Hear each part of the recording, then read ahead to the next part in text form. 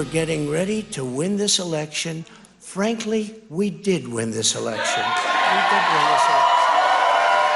It's not my place or Donald Trump's place to declare who's won this election.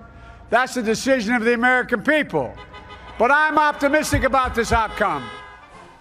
So clearly, very different views on what is unfolding in the race to the White House still going on, despite what President Trump is saying. Both candidates taking to the podium overnight as the ballots continue to be counted. Hello and welcome back to our special coverage on Global News Morning.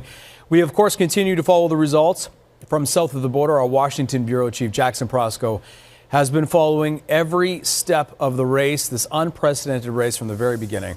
Jackson, good morning. My goodness, I know you've had a very long night. We appreciate you joining us. And you, as you heard, the president claiming victory. We thought, and some reports suggested he would do this. Where do things stand right now?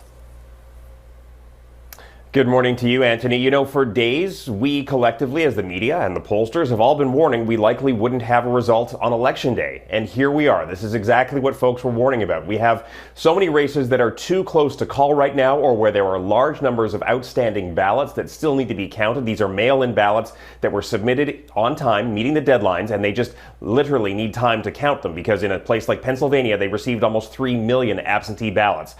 So we're in this sort of holding pattern right now while we wait for these final results.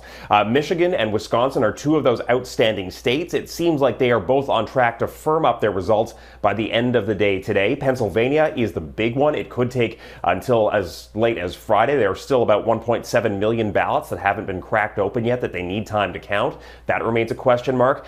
Georgia and North Carolina are both still in play at this hour. Very close margins there. Absentee ballots are coming in and they're tightening the race even further, so nobody wants to make a declaration on those states. So Anthony, taken as a whole picture, it is not right for either candidate to be declaring themselves a winner, because neither of them has reached the threshold of 270 electoral college votes. It's that simple. Now, if President Trump has his way, potentially millions of voters will be disenfranchised and their votes will not be counted if this goes in his direction. But does the president have any basis for his claims of election fraud?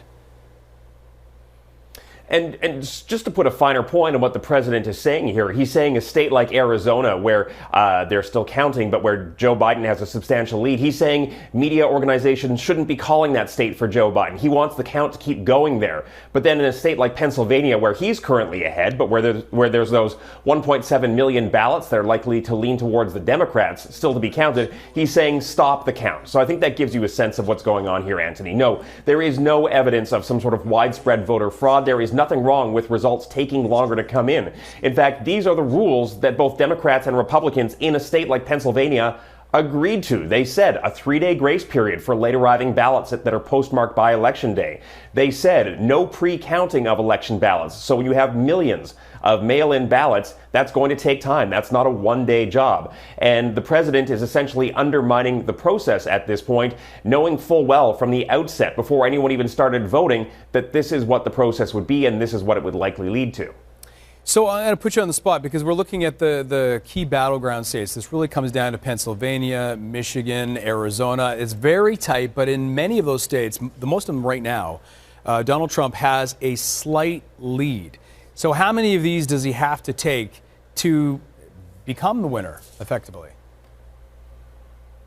You know, it's a tougher path for Trump than it is for Biden right now. And I think the easier way to look at it is that if Arizona, which has been called for Joe Biden by our partners at the Associated Press, stays with Biden, if Nevada, which is currently a close race but is leaning Democrats, stays for Biden, all Biden needs to do at this point is lock up Michigan and Wisconsin. Again, the gulf there is narrowing. It's getting to be a very, very close race as they count those absentee ballots. And if Biden wins Michigan and Wisconsin, in addition to those other two states, he hits 270 right there. And then there's Georgia and North Carolina, which we're still waiting on results for. And again, it's very, very close, getting closer as those results come in. Add to those, and he's beyond 270. So you can see how, for Donald Trump, it really comes down to a path through Pennsylvania. Joe Biden has paths that don't even need results from Pennsylvania. He could potentially be declared a winner if Michigan and Wisconsin turn in his favor and are sort of locked up in the next day or so. My goodness. To be continued. Jackson, we really appreciate all of your reporting. Thank you so much. Jackson Prosco joining us from Washington.